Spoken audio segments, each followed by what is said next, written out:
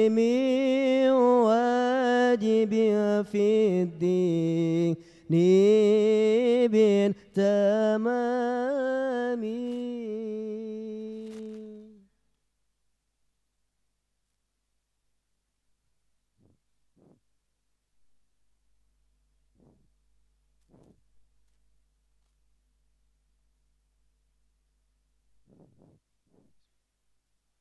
Assalamualaikum warahmatullahi wabarakatuh.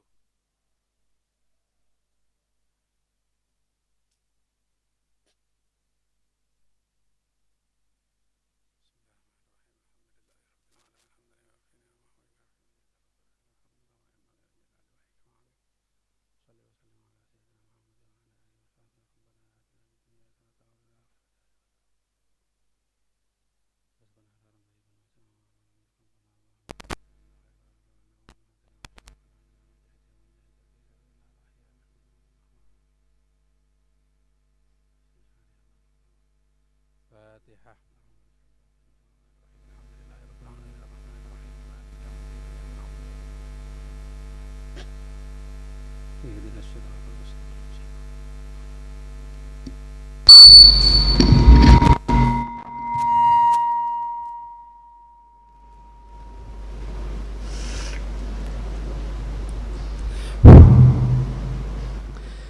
Bismillahirrahmanirrahim. Alhamdulillahirabbil alamin wa bihi nasta'inu ala umuri dunya waddin.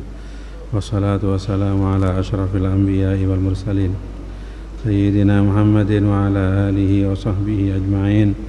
Qala Syekhul Musannif rahimahullahu ta'ala wa nafa'ana bihi wa bi ulumihi wa amaddana bi madadihi wa afadha alaina min barakatihi wa asrarihi fid darain amin.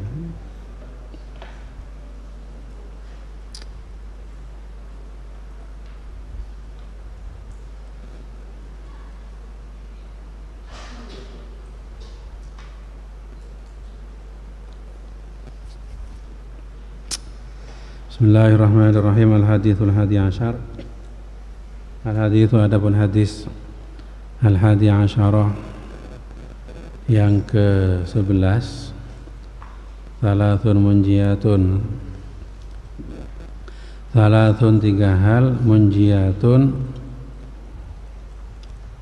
yang menyebabkan selamat. Thalathun muhlikatun, thalathun, tiga hal, muhlikatun yang menyebabkan celaka. Fal munjiyatu,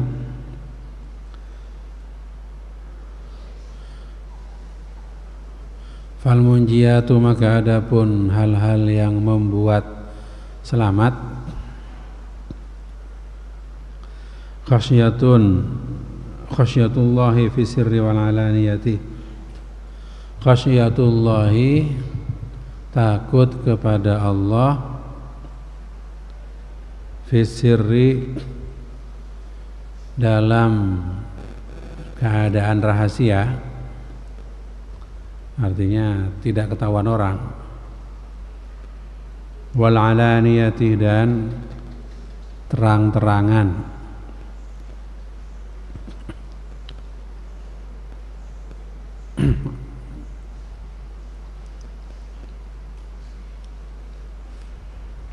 Ini termasuk hal yang membuat selamat, gitu ya.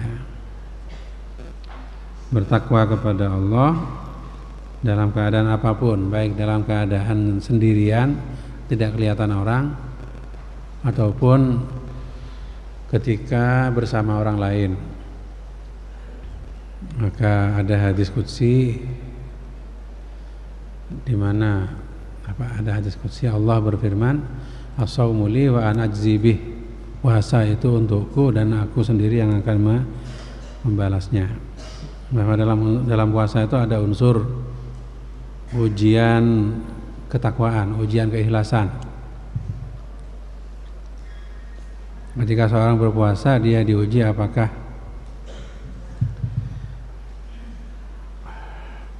dia betul-betul ikhlas karena Allah, bertakwa kepada Allah, atau hanya pura-pura. Karena bisa saja seorang itu pura-pura lemes pura-pura puasa, padahal ketika sendirian di kamar dia minum, di jeding dia minum misalkan, setelah itu pura-pura lemas lagi gitu ya, kan bisa saja. Nah, ketika seorang itu betul-betul berpuasa, tidak makan, tidak minum, dan tidak jima, ya karena bertakwa kepada Allah, maka disitulah dia lulus ujian ya. Lulus ujian berarti dia sudah bisa menjadi orang yang bertakwa ya, la'allakum tattaqun ya. Orang yang sudah bisa berpuasa dengan dengan puasa yang benar ya, dan dia jujur ya, jujur kepada Allah terutama gitu ya, maka berarti dia sudah menjalankan ketakwaan gitu ya. Sebaliknya kalau ada santri ya naudzubillah ya, hanya takut pada pengurus, pura-pura lemes gitu ya, padahal tapi dia diam-diam bawa makanan, bawa minuman, cari tempat sepi, lalu diminum, dimakan. Nah itu berarti santri seperti itu masih belum bertakwa gitu ya. Ya.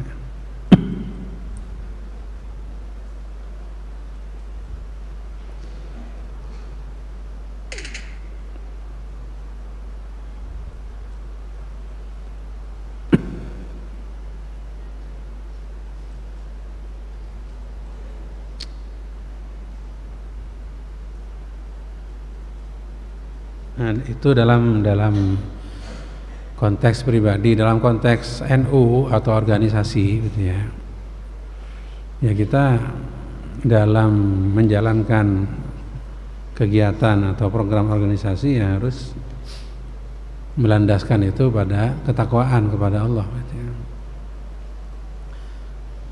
Kalau memang programnya itu baik maka dijalankan, kalau tidak baik ya diperbaiki. Jangan takut-takut ya, takut pada pimpinan misalkan. Nah, jadi seharusnya lebih takut kepada Allah daripada takut kepada pimpinan. Pimpinan itu juga manusia, bisa lapar, bisa dan pasti mati gitu ya. Nah, itu. Jadi melandaskan organisasi kepada ketakwaan kepada Allah. Wal hukmu bil adli fir ridha wal ghadab, wal hukmu dan memutuskan bil adli dengan adil, fir ridha dalam keadaan ridha, rela, wal ghadabi dan marah ya. Ini termasuk hal-hal yang membuat selamat gitu ya. Berlaku adil dalam keadaan ridha dan marah.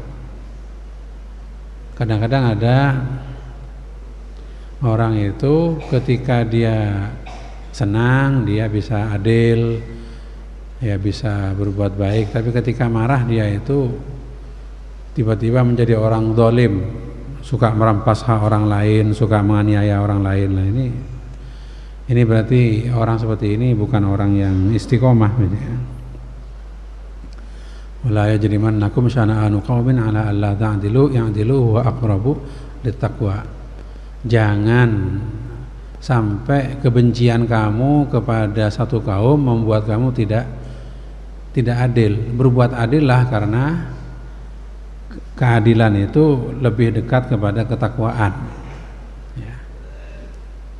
Jangan mentang-mentang kita benci kepada seseorang lalu orang itu kita anggap salah semua gitu ya. Jadi misalkan ada orang NU udah senang dengan NU dan benci kepada apa misalkan ya, kepada ya katakanlah kelompok lain, ya sebut saja Wahabi katakanlah gitu ya. Ya, lalu karena seperti itu dia fanatik dan a priori pokoknya semua apa kata Wahabi itu salah semua, tutup telinga saja sudah misalkan. Nah misalkan kalau ada pengajiannya kita gerbek, kita usir misalkan, nah itu kan fanatik ya, fanatik tidak adil katakanlah gitu ya, tidak berbuat adil ya. Ya ahli ilmu itu, para ulama dulu itu tidak, orang-orang pakar itu tidak fanatik gitu ya. Idza shahal hadis fa huwa madhhabi, itu kata Imam Syafi'i begitu. Ketika ada hadis sahih, ketika kamu menemukan hadis yang sahih, maka itulah pendapat saya, ambil itu. Ya buang pendapat saya gitu ya. Atau dikatakan lagi, ra'yi shawabun yahtamilul khata' wa ra'yukum khata'un yahtamilus shawab. Pendapat saya ini benar, tapi bisa jadi ada salahnya. Pendapat kamu salah, bisa jadi ada benarnya. Nah itu ulama dulu seperti itu. Ya, jadi mengemukakan argumen, dalil, kemudian dipertimbangkan, didiskusikan gitu. Karena mereka itu ahli ilmu. Yang repot itu yang di bawah ini. Yang di bawah ini tidak pakai otak, tapi pakai otot. Pokoknya gitu ya. Pokoknya kalau kamu sesat sudah tidak mungkin benar, udah pasti sesat. Ya memang benar dia itu punya pemahaman radikal, keras, suka membid'ah-bid'ahkan misalkan ya. Nah, tapi coba bahas dengan pertimbangan ilmiah, dalilnya bagaimana dari segi usul fikih misalkan ya. Bisa dibenarkan apa tidak? Kemudian yang rajih itu yang mana misalkan ya. Nah itu. Ya mestinya kalaupun harus menggerebek pengajian katakanlah, itu bukan kalangan awam, tapi kalangan yang ahli ilmu, kiainya, ustadznya, doktornya misalkan. Wah majelis pengajian ini radikal, menghasut kelompok lain, tidak toleran segala macamnya. Ayo anak-anak bubarkan misalkan. Nah, jadi yang bilang itu yang intelektual, bukan yang mohon maaf ya, bukan yang awam. Bukan yang awam. Dalam hal sesat menyesatkan, apalagi murtad memurtadkan, kafir mengkafirkan, itu bukan ranahnya orang awam, itu ranahnya ahli ilmu. Ya. Ranahnya ahli ilmu. Orang awam itu manut saja kepada ahli ilmu gitu ya. Tidak usah ikut menyesatkan. Nah itu. Jadi saya kira begitu ya. Sebab kalau diterus-teruskan apa namanya, yang awam-awam ini boleh menghakimi orang lain, misalnya, pokoknya kalau kelompok itu pasti sesat, udah ada benarnya, pokoknya. Nah akhirnya bisa terjadi saling adu kekuatan. Yang di sini karena yang menang kelompok ini, maka kelompok satunya harus dipepet, ditindas. Tapi di sana kelompok sini sedikit, ya giliran ditindas kelompok sini lah.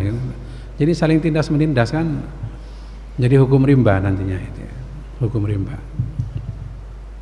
Jadi ya saya pikir yang ideal itu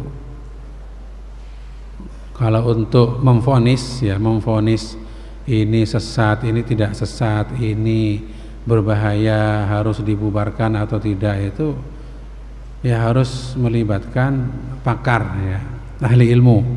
Orang awam tidak usah ikut-ikut, orang awam itu manut kepada ahli ilmu gitu ya. Ikut kepada ahli ilmu.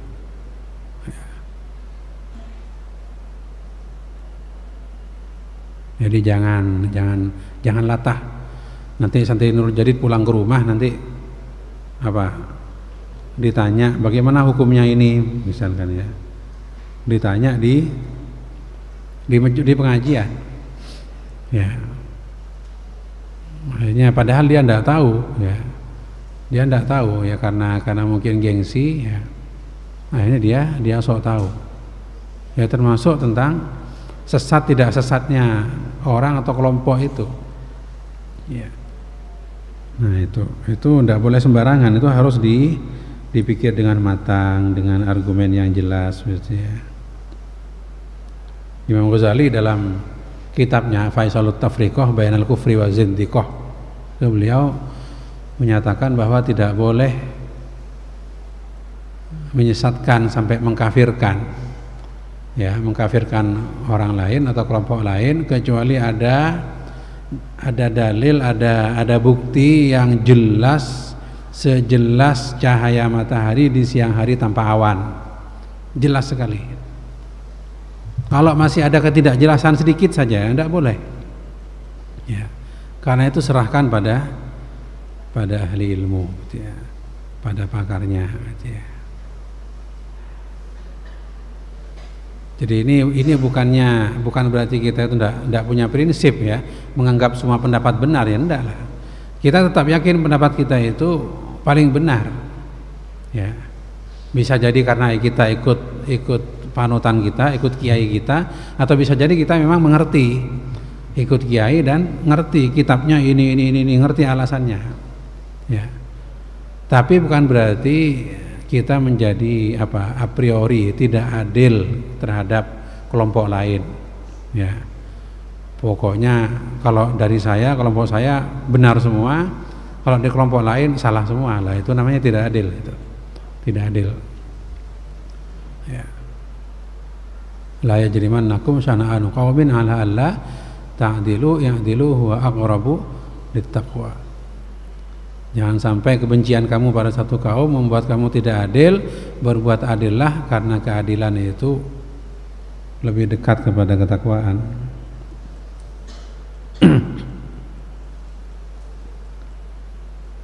Jadi wal hukmu bil adli fir ridha wal ghadab. Ya, berbuat adil dalam keadaan ridha dan dalam keadaan marah, gitu ya. Ketika senang adil, ketika marah adil, gitu ya. Itu tanda orang yang istiqomah.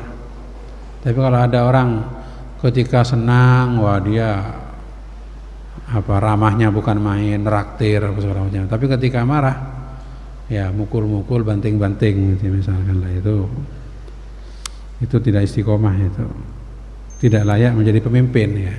Kalau ada pemimpin yang temperamental, ya, suka emosian, itu tidak layak jadi pemimpin. Wal iktisadu fil ridha wa fil ghina wal faqri. Wal iktisadu, dan bersikap sedang. Sedang ini apa? Sedang ini tidak keterlaluan, ya, tidak keterlaluan.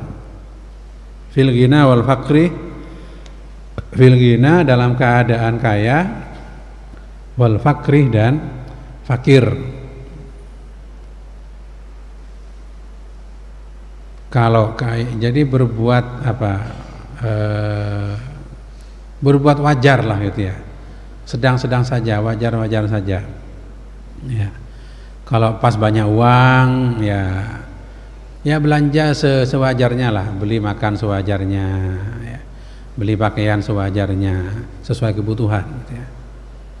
Ya. Kalau sedang miskin, tidak punya uang juga wajar, gitu ya. Jangan sampai bertindak di luar kewajaran, gitu ya. Sebab ada cerita, saya dengar cerita, entah ini benar apa enggak, ya. Ada sebuah desa itu kalau musim tembakau itu banyak uang. Musim tembakau banyak uang, kan? Nah, kalau sedang banyak uang hasil tembakau itu, kalau perlu basuh tangan pakai air mineral itu. Basuh tangan. Males pakai air jeding, males, gitu ya. Oh, kita sudah kaya sekarang ini, gitu ya. Tapi kalau sedang melarat, ya, susah, ngutang ke sana kemari, masang togel misalkan, gitu ya. Nah ini, ya. Ketika kaya keterlaluan, ketika miskin juga keterlaluan, gitu ya. Jadi biasa-biasa saja lah. Semua itu ujian, gitu ya. Kekayaan itu ujian, kemiskinan itu juga ujian. Wal muhlikatu adapun hal-hal yang membuat celaka apa saja? Syuhun muta'un, syuhun kikir, muta'un yang dituruti, ya, kikir yang dituruti. Orang yang jadi manusia itu ya seringkali suka kikir ya, merasa kikir, pelit terhadap apa yang dimilikinya gitu ya. Makanya salah satu doa yang diajarkan oleh Rasulullah adalah Allahumma inni a'udzubika minal bukhli. Ya Allah, lindungi saya dari kikir, sifat kikir. Jadi banyak itu ya. Minal bukhli wal jubni dan pengecut dan seterusnya itu dalam doa ma'thur itu ya, ada itu. Bukan sekedar doa tapi itu ajaran ya. Ya, jadi syuhun muta, kikir yang dituruti.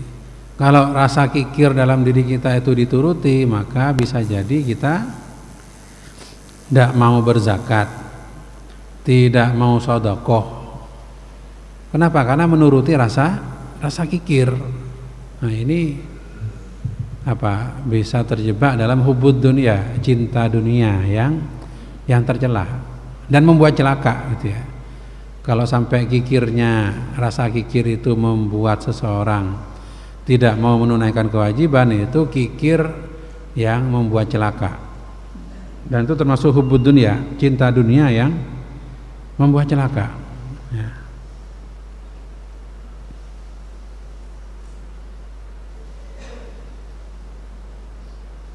Sehingga dalam Al-Quran dikatakan lan tanalul birra hatta tunfiqu mimma tuhibbun, kalian tidak akan mendapat kebaikan sejati sebelum kalian mau menginfakkan harta yang paling kalian senangi. Kalau sahabat Nabi itu sudah mengamalkan ini ya.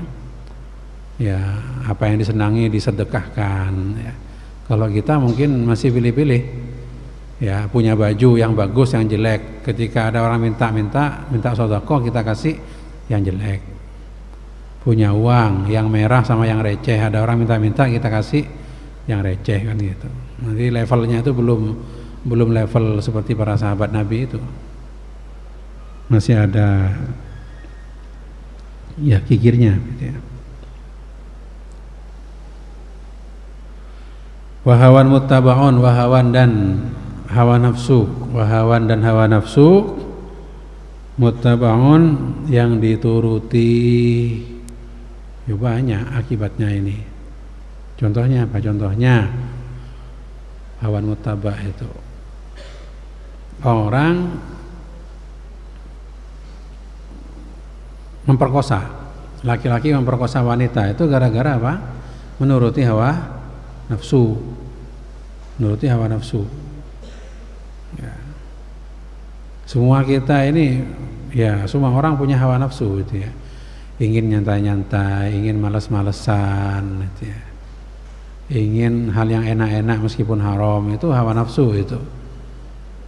Dan berjuang memerangi hawa nafsu itu adalah jihad ya, jihad yang terbesar.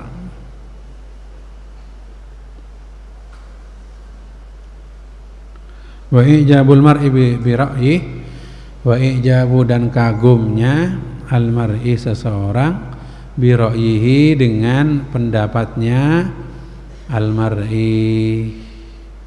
Ini termasuk membuat celaka gitu ya. Merasa paling benar sendiri, merasa paling alim ya. Pokoknya kalau saya berfatwa tidak boleh ada yang menentang, tidak usah musyawarah ya, tidak usah musyawarah gitu ya. Langsung aja keputusan fatwa misalkan ya. Tidak menerima masukan orang lain lah, ini bisa membuat celaka ini ya, bisa membuat celaka ya. Jadi mestinya kita itu dalam hal yang penting terutama ya bermusyawarah gitu ya, bermusyawarah.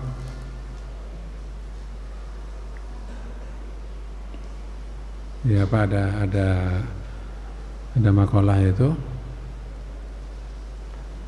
ma khaba man istakhara wa ma nadima man istasyara gitu ya. tidak akan kecewa orang yang istikharah dan tidak akan menyesal orang yang musyawarah gitu ya. Ma khaba, jadi ini hadis ya dalam Al-Mu'jamul Awsat. Ma khaba man istakharah wala nadima man istasyarah. Tidak akan kecewa orang yang istikharah dan tidak akan menyesal orang yang bermusyawarah. Artinya orang yang tidak mau istikharah dalam hal penting ya, dia masih ragu dalam hal penting, dia tidak mau istikharah, itu bisa jadi dia kecewa. Demikian juga orang yang dalam hal penting tidak mau musyawarah ya, selalu kardi ya, karabatibi lah, ini bisa menyesal ya, bisa menyesal baik dalam urusan pribadi maupun dalam urusan organisasi ya. Ya dalam organisasi itu ya semestinya musyawarah lah gitu ya. Musyawarah dalam hal-hal yang penting, terutama dalam hal yang yang jangka panjang dan berdampak luas. Ya, hal penting yang jangka panjang dan berdampak luas. Itu seharusnya musyawarah itu melibatkan banyak orang. Ya, jangan suka mengambil keputusan sendiri gitu ya. Nah, ini ya hal yang patut diperhatikan dalam berorganisasi ya. Rawahu Al-Bazzar, rawahu meriwayatkanhu kepada hadis Al-Bazzar siapa? Imam Bazzar. Al-hadits tsani asyara, al-hadis adapun hadis tsani asyara yang ke-12 ialah wa kullukum ra'in, kullukum adapun setiap kalian, ra'in ialah pemimpin, wa kullukum dan adapun setiap kalian, mas'ulun ialah akan ditanya, an ra'iyatihi, an tentang ra'iyatihi kepemimpinannya, kullukum. Al-imamu ra'in, al-imamu adapun seorang imam, pemimpin, ra'in ialah pemimpin, wa mas'ulun dan akan ditanya, an ra'iyatihi, an tentang ra'iyatihi kepemimpinannya. Jadi pemimpin itu akan dimintai pertanggungjawaban ya. Jangan enak-enak kalau sekarang itu berebutan jadi pemimpin, ingin jadi ketua, ingin jadi kepala ya. Karena yang terbayang fasilitasnya, gajinya dan seterusnya ya. Kalau pejabat negara terbayang gajinya, terbayang proyeknya, terbayang ketika perjalanan dikawal polisi lah, itu enak sekali gitu ya. Akhirnya berlomba-lomba dan berlomba-lomba jadi pejabat, padahal tanggung jawabnya besar ya. Sayyidina Umar radhiyallahu an, seorang khulafaur rasyidin ya, beliau dalam riwayat beliau itu cemas ketika melihat di Madinah itu ada jalan berlobang dan belum diperbaiki. Beliau cemas bahwa gara-gara jalan itu dia nanti di akhirat akan dimintai pertanggungjawaban. Ya, itu Sayyidina Umar itu menganggap jabatan itu amanah, bukan kesempatan untuk foya-foya dan sewenang-wenang gitu ya.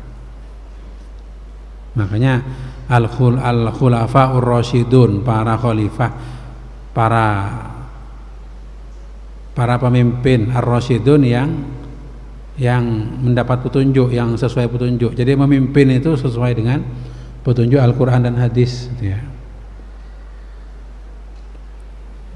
Ya. Itu. Dan Sayyidina Umar itu ketika menjadi kepala negara yang waktu itu sudah berhasil menaklukkan Persia dan Romawi gitu ya, termasuk Palestina ditaklukkan, luas sekali daerahnya, daerah kekuasaannya. Jadi beliau itu masih sederhana, rumahnya kecil, pakaiannya cuma beberapa. Ya, sampai beliau pernah ditegur, kenapa engkau itu kalau Jumat pagi tidak keluar, kenapa di rumah saja? Beliau cerita bahwa beliau tuh nyuci dan pakaiannya dijemur. Ya, akhirnya pakaiannya tidak banyak gitu ya.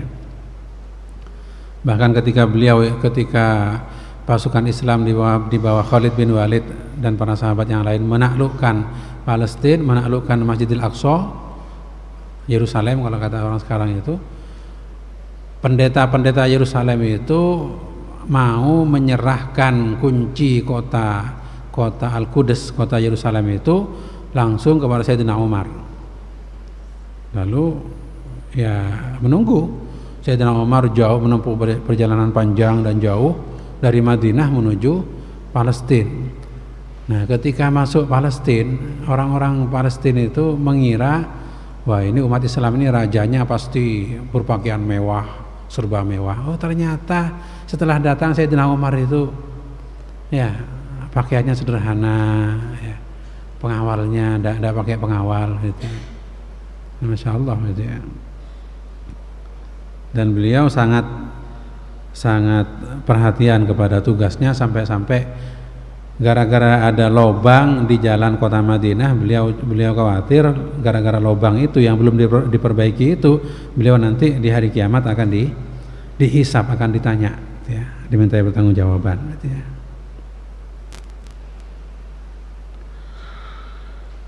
Wa mas'ulun wa rajulu ra'in wa rajul, adapun seorang laki-laki.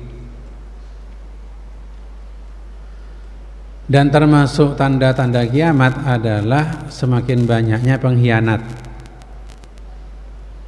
Semakin banyaknya pengkhianat, sehingga ketika ada orang amanah, menjaga amanah, maka dia orang-orang itu pada heran, loh kok ada sih orang jujur kayak gini?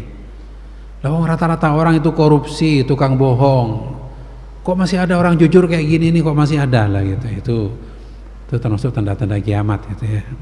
Orang jujur semakin sedikit, ya. Dan dikatakan badal Islamu ghariban wa sayaudu ghariban kama bada. Islam itu aneh. Islam itu aneh. Kok ada orang menjaga akhlak, jujur, padahal di sekitarnya itu jahiliyah, suka ya macam-macam lah, suka bohong, suka merampas harta orang tanpa hak dan lain sebagainya, ya. Jahiliyah. Jadi Islam itu muncul di tengah-tengah perilaku jahiliyah, asing, ya. Kebaikan Islam itu asing. Al-badal Islamu ghariban wa sayaudu ghariban kama bada. Islam itu muncul sebagai hal yang asing dan satu saat akan kembali asing. Sebagaimana di masa awal Islam itu dipandang sebagai hal yang asing. Ya sekarang sudah mulai. Jadi orang korupsi biasa, orang menghalalkan segala cara biasa. Kalau ada orang jujur dan istiqomah, loh luar biasa, itu aneh. Kok masih ada orang seperti ini? Kok masih ada pemimpin seperti ini lah itu. Tuh fenomena akhir zaman gitu ya. Kemudian fatuba lil ghuraba, beruntunglah orang-orang yang dipandang asing, dipandang aneh. Beruntunglah orang-orang yang tetap istiqomah, tetap berakhlak baik, tetap jujur dan seterusnya, walaupun dia dipandang aneh, dipandang asing. Misalkan sampean ya pulang ke rumah atau lanjut studi ke kota mana misalkan ya, sampean masih istiqomah, ketika maghrib ke masjid, ikut jamaah, wiritan, oleh teman-temannya, wah kamu ini kok nggak gaul kamu ini, ya kok kayak malaikat kamu ini, kok so alim kamu itu, rajin banget kamu sholat, rajin banget ke masjid, nggak kayak kita nongkrong bareng misalkan itu ya. Itu kan dianggap aneh, dianggap tidak gaul. Tapi justru yang aneh, yang dianggap tidak gaul itu yang benar. Jadi ukurannya itu bukan ukuran ukuran dianggap baik oleh orang banyak belum tentu, hal yang dianggap baik oleh orang lain belum tentu baik ya. Jadi yang ukuran kebaikan itu adalah Al-Quran dan hadis sebagaimana dijelaskan oleh para ulama ya. Karena itu sekali lagi ngaji, maka ketika kita ngaji kita akan tahu kebenaran, sehingga kita bisa istiqomah dalam kebenaran itu, tidak terombang-ambing oleh kata orang yang tidak ngaji, tidak memahami kebenaran ya, yang benar seperti apa ya, yang baik seperti apa, bisa jadi dia akan nuruti kata orang ya. Kalau dipuji terus padahal salah, kalau dikecam dicaci berhenti padahal benar. Nah itu karena tidak punya pedoman, tidak punya pegangan itu. Kenapa tidak punya pegangan ya? Ya karena bodoh, tidak mau belajar gitu ya, tidak mau ngaji.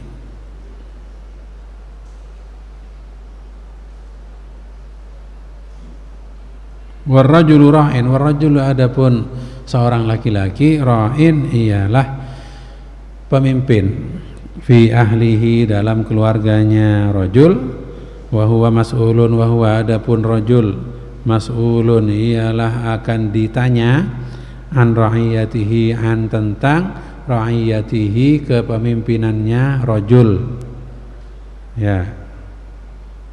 Jadi laki-laki itu adalah penanggung jawab dalam keluarga. Kalau dia punya anak, anaknya tidak ngaji, dibiarkan, dia tanggung jawab di akhirat. Kalau dia punya istri, istrinya tidak sholat, dibiarkan, dia tanggung jawab.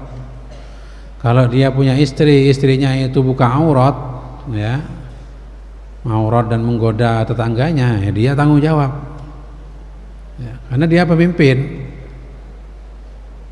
ya, dia pemimpin dan dia tanggung jawab untuk menafkahi keluarganya, membimbing keluarganya gitu ya. Karena itu kenapa laki-laki dalam ketika waris mendapat 2, perempuan dapat 1, karena laki-laki itu tanggung jawabnya besar ya.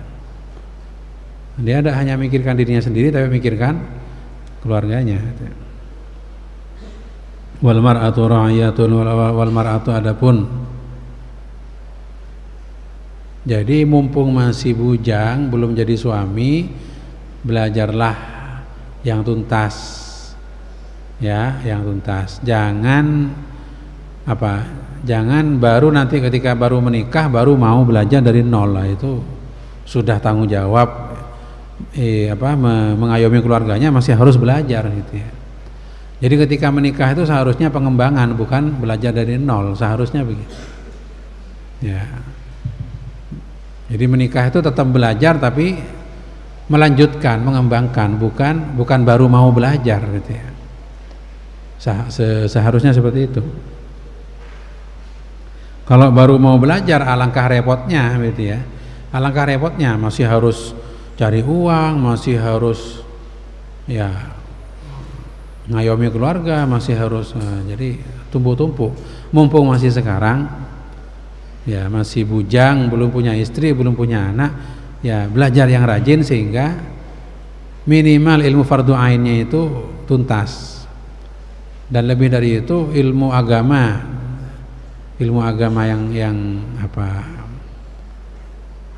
yang lain ya, yang lebih mendalam itu juga dikaji ya, tuntas ya. Makanya saya heran kalau ada santri itu kalau ada pengajian 3 hanya ikut 1 ya. Jadi seolah-olah dia sibuk ditunggu rapat di kantor misalnya, padahal ngaji Fathul Qorib, setelah itu turun paling ngobrol di bawah, nggak ada kerjaan ya. Daripada ngobrol omong kosong kan mending ngaji terus kan gitu. Rugi orang tuanya itu ngirim ya, orang tuanya ngirim tapi anaknya nyantai-nyantai, kitabnya 3 yang ngajinya hanya 1 lah. Itu masalahnya apa? Nggak repot, nggak sibuk, nggak pegang cangkul, nggak buka toko, nggak manggul barang lah itu. sok sibuk gitu ya, sok sibuk. Jadi mumpung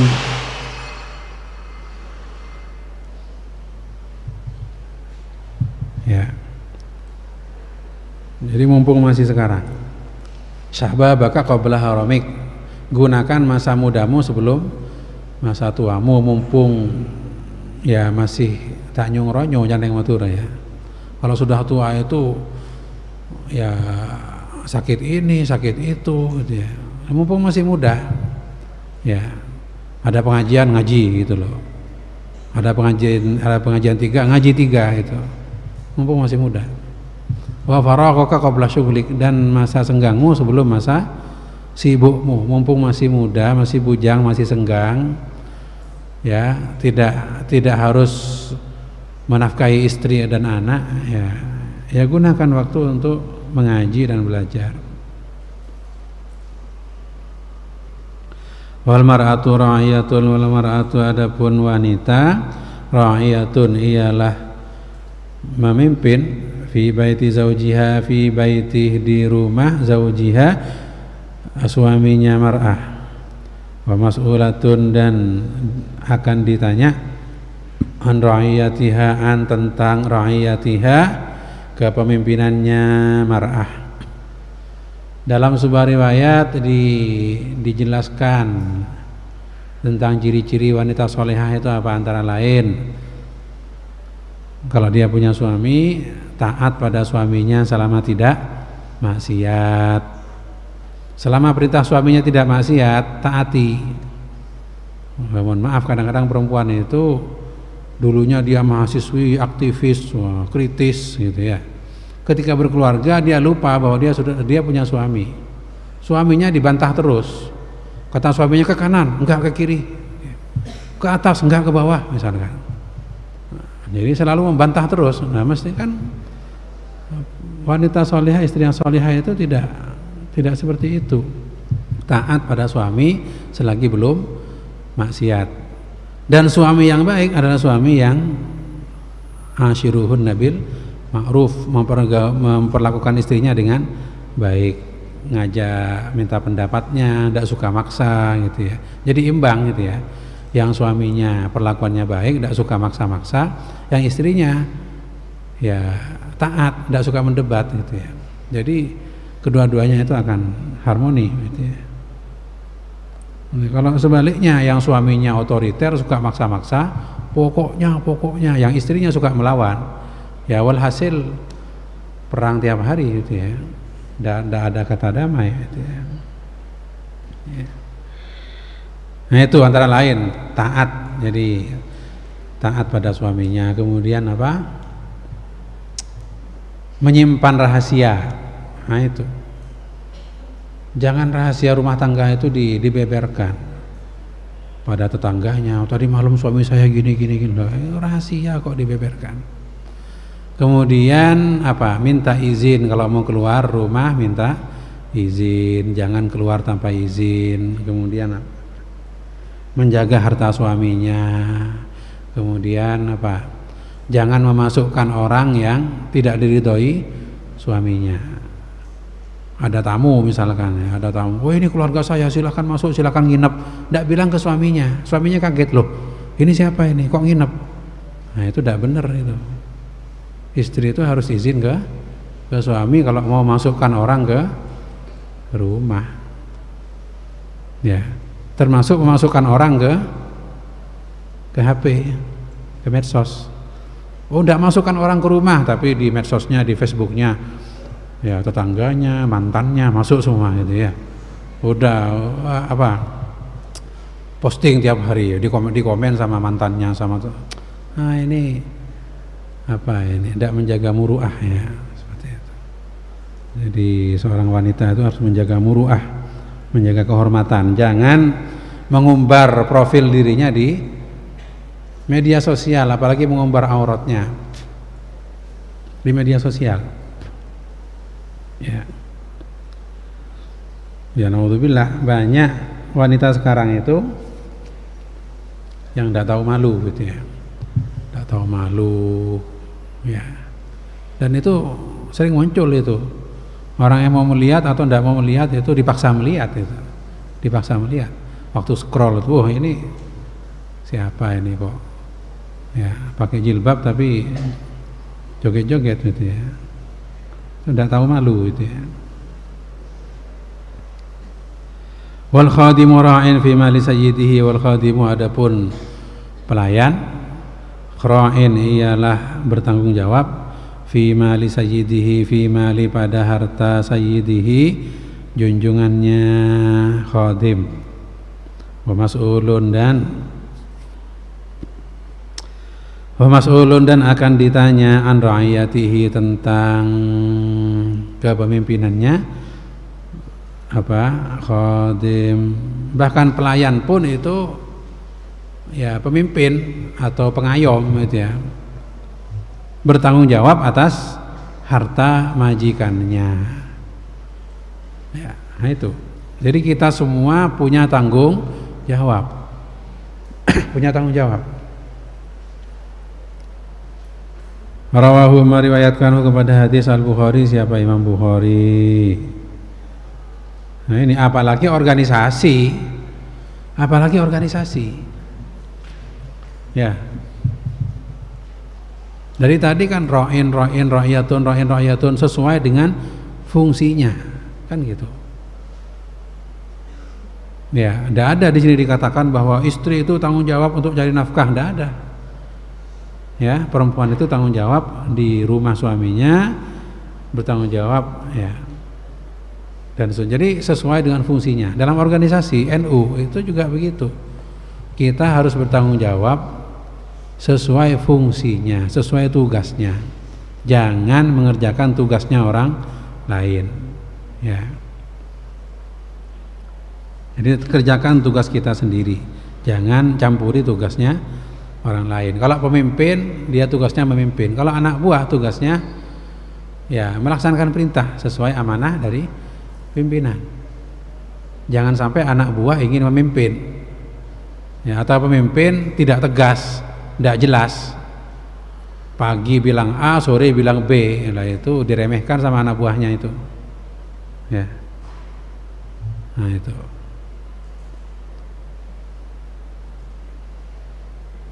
Jadi sesuai dengan tugas dan fungsinya. Akan lebih terorganisir dan tertata kalau tugas itu terencana, direncanakan, ada planning gitu ya, ada target, ada program kerja jangka panjang, jangka menengah, jangka pendek ya, dan itu disosialisasikan, didistribusikan, dan semua itu tertulis. Lah itu namanya apa? Serius. Kalau apa-apa serba lisan ya, program lisan ya, program lisan. Kalau ingat alhamdulillah, kalau tidak ingat ya apa kata kamu gitu ya. Nah, itu tidak profesional itu. Coba yang di OSIS ini, OSIS kira-kira program kerja itu hanya dikatakan apa ditulis? Ditulis. Sebab ketika ditulis itu bisa diingat dan bisa dipahami bersama. Kalau tidak ditulis ya, apa-apa itu kalau tidak ditulis, mau hutang, mau perintah, mau tugas, tidak ditulis, nanti yang melaksanakan berbeda pendapat, beda persepsi. Kata yang ini, kata pimpinan apa tadi? Kata pimpinan kita suruh ke barat. Oh enggak, kita suruh ke timur. Ya akhirnya anak buahnya beda pendapat. Kenapa? Karena tidak ditulis ya, tidak ditulis. Itu kalau terkait apa, program kerja atau tugas yang butuh waktu untuk menyelesaikan, itu sebaiknya ditulis ya. Kecuali kalau tugasnya itu jangka pendek, misalkan mindahkan mobil, pindah kursi, tidak usah ditulis, itu cukup nyuruh aja, tolong pindahkan, selesai. Tapi kalau acara apa terkait program atau acara besar, sini, ini ya kita mau bikin acara Maulid Nabi, kamu ketua panitianya, kamu ini penceramahnya, ini itu, udah saya mau pergi, udah. Setelah ditinggal di belakang anak buahnya cekcok, begini begitu, lo salahnya sendiri tidak ditulis, ya tidak dicatat, minimal direkam gitu loh. kalau mau profesional gitu ya. Nah itu. Al hadis salis asyarah, adapun hadis salis asyarah yang ke-13 sama dengan imam. Ya. Imam itu bersolat jamaah itu miniatur kepemimpinan. Gimana imam itu? Imam itu kata hadis ya, kalau menjadi imam jangan lama-lama. Khawatir makmumnya ada yang sakit, ada yang kebelet ke WC, ada yang ingin segera pergi. Itu ya. Janganlah nyaman tibi mentang-mentang jadi imam, Allahu Akbar, jadi imam di terminal. Setelah Fatihah baca Al-Baqarah misalkan. Nah itu. Padahal makmumnya itu di terminal, ya, tidak mau lama-lama lah itu. Atau di masjid jami, masjid umum di alun-alun sana, makmumnya kan macam-macam. Ada musafir, ada orang yang tidak sehat, ada orang tua, ya. Nah itu. Jadi pemimpin organisasi juga harus berempati ya, bikin program tuh jangan berat-berat, jangan muluk-muluk, ya, dan jangan mendadak, gitu ya. Nah, jadi itu bedanya pemimpin dengan penguasa itu begitu ya. Kalau pemimpin itu ngayomi anak buahnya, gimana anak buahnya itu mampu menjalankan tugas, paham, itu pemimpin. Tapi kalau penguasa, seenaknya penguasa itu. Bikin perintah seenaknya, mampu tidak mampu pokoknya laksanakan perintah, suka mendadak bikin perintah, itu penguasa itu. Yang penting berkuasa, tidak ngurus apakah rakyatnya itu bisa melaksanakan atau sejahtera, tidak ngurus, yang penting dia masih berkuasa. Itu al haditsur rabi'a asyara ya, yang ke-13. Al hadits tsalits asyara, adapun hadis yang ke-13, man kana yu'minu billahi wa yaumil akhir. Ya, silakan.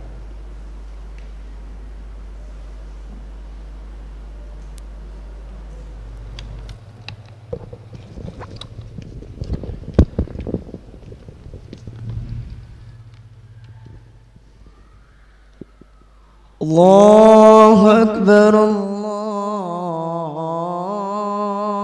Akbar, Allahu Akbar, Allahu Akbar. Asyhadu an la ilaha illallah,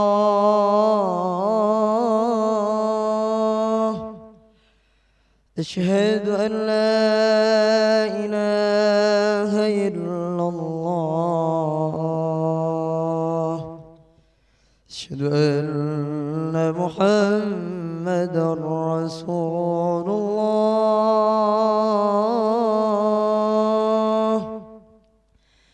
asyhadu anna Muhammadar Rasulullah.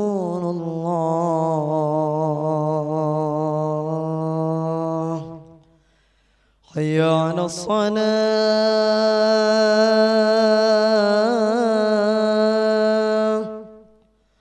hayya 'alas salah,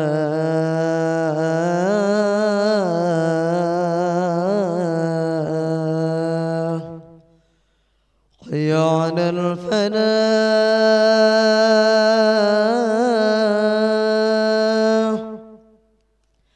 hayya 'alal falah.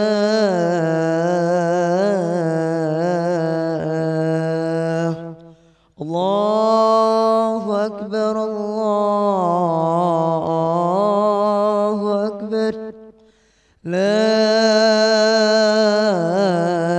ilaha illallah.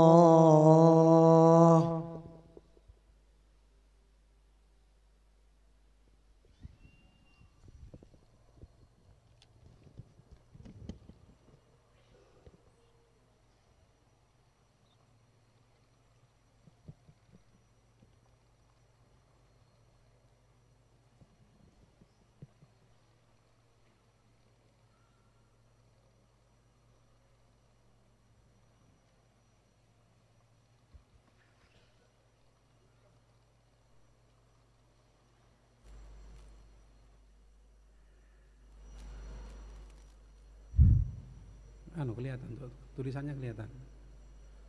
Saya nyuruh matikan khawatir saya kira sudah terang gitu ya. Ya. Al-hadits tsalits asyara man kana yu'minu. Man adapun barang siapa kana ialah ada.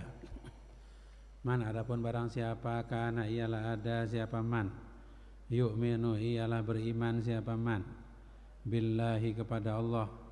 Wal yaumil akhiri wal yaumi dan hari al akhiri yang terakhir.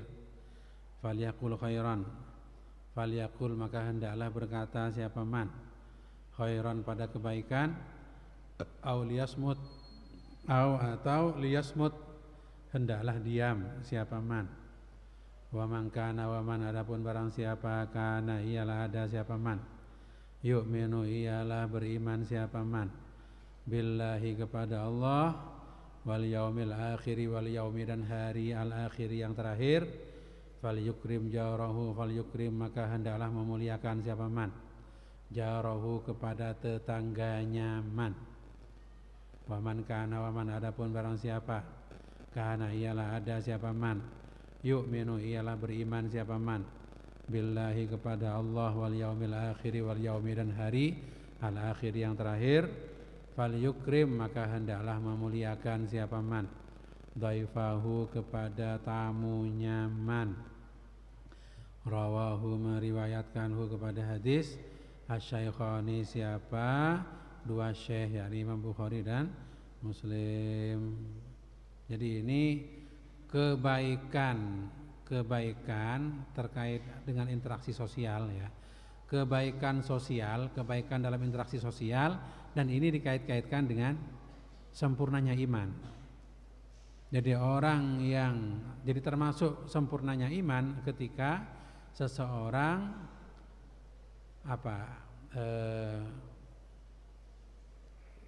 interaksinya itu, bergaulnya itu baik dengan orang lain. Ya. Dengan dengan tetangganya ya. Dengan tamunya gitu ya. Itu. Kemudian ada juga yang terkait dengan pengendalian diri. Ya. Falyakul khairan aw liyasmut. Ya. Barang siapa yang beriman kepada Allah dan hari akhir maka hendaklah dia berkata yang baik atau diam. Ya. Jangan bicara kalau tidak baik. Jangan bicara kalau tidak baik. Diam itu lebih baik daripada bicara tapi tidak baik. Atau dalam hadis lain, min husni islamil mar'i tarkuhu mala yakni termasuk baiknya Islamnya seseorang ketika dia meninggalkan hal-hal yang tidak ada manfaatnya. Baik manfaat dunia terutama manfaat akhirat. Berarti apa? Hanya berbicara yang ada gunanya. Hanya berbicara yang baik ya, lebih-lebih yang ada gunanya. Kalau tidak baik atau tidak ada gunanya, diam saja. Jangan bicara. Nah, itu ya. Nah, ini. Orang banyak bicara itu rawan salah. Banyak bicara itu rawan salah. Lebih baik tidak banyak bicara. Bicara yang baik-baik dan bicara yang ada gunanya. Kemudian man kana yu'min billahi wal yawmil akhir falyukrim jarahu. Barang siapa beriman pada Allah dan hari akhir, hendaklah dia memuliakan tetangganya, siapapun dia. Misalkan punya tetangga non muslim, ya harus kita hormati. Kalau ada acara diundang, ya kemudian tidak berbuat hal-hal yang menyakiti tetangga, termasuk ya mohon maaf ini, termasuk pakai sound system pengeras suara. Jangan mentang-mentang ya saya muslim sekarang bulan Ramadan akhirnya pakai pengeras suara 4 penjuru ya. Jam 11 masih ngaji, terus jam 1 masih ngaji, jam 1 malam masih ngaji pakai pengeras suara. Tetangganya orang Kristen, orang meskipun sama-sama orang Islam, waktunya jam istirahat kan perlu tenang lah gitu ya, perlu tenang gitu ya.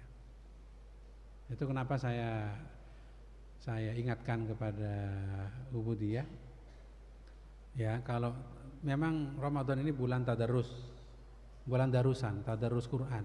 Iya. Tapi apakah tadarus itu harus pakai pengeras suara? Kira-kira kalau tadarus tidak pakai mic, ada pahalanya enggak? Ada. Tadarus pakai mic, ya ada pahalanya, sama-sama ada pahalanya. Cuma kalau pakai mic, pakai speaker itu syiar. Syiar. Oh, sekarang bulan Ramadan, Al-Qur'an. Dengarkan Quran itu ya. Tapi ketika waktunya istirahat, itu kita harus menghormati orang lain. Tadarusnya tidak usah pakai pengeras suara, cukup tadarus. Nah, ini kadang-kadang pokoknya saya tak mau darusan kalau pakai mic. Kalau tidak pakai mic tidak mau darusan. Loh, masa apakah darusan itu kalau tidak pakai mic tidak ada pahalanya? Tetap ada, tetap ada. Nah, dalam hadis ada riwayat satu saat Rasulullah kan rumahnya persis di samping masjid. Satu saat sahabat Nabi itu ada yang sholat, ada yang baca Quran, nyaring semua, bacaannya nyaring, sehingga masjid itu ramai. Rasulullah masuk ke masjid, loh, jangan seperti inilah, tidak usah teriak-teriak. Kalau teriak-teriak kan mengganggu. Udah baca biasa saja. Allah tidak tuli, Allah maha mendengar. Kalian jangan mengganggu temannya dengan mengeraskan suara sehingga temannya tidak khusyuk. Nah, itu Rasulullah itu Rasulullah. Ya, maka tadarus itu kalau mau pakai pengeras suara jangan sampai dikeraskan pada jam-jam istirahat.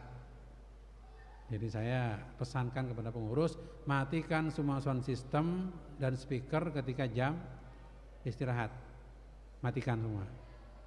Dan silahkan lanjut, saya tidak melarang orang tadarus, silahkan lanjut tadarus, tapi matikan speakernya, karena sekarang jam istirahat, jam 10 malam ke atas itu jam istirahat. Boleh jadi ada tetangga yang punya bayi, tetangga yang seharian kerja, apalagi yang tadarusannya baru belajar baca Quran yang atau sahab misalnya. Kemudian, nah iya, pas aku speaker, jadi yang dengarkan itu gelia gitu ya. Kelia hari ya ki ajar maca Quran aku yang make gitu ya. Ya mestinya belajar dulu. Ya. Ya. Wallahu a'lam. Wassalamualaikum warahmatullahi wabarakatuh.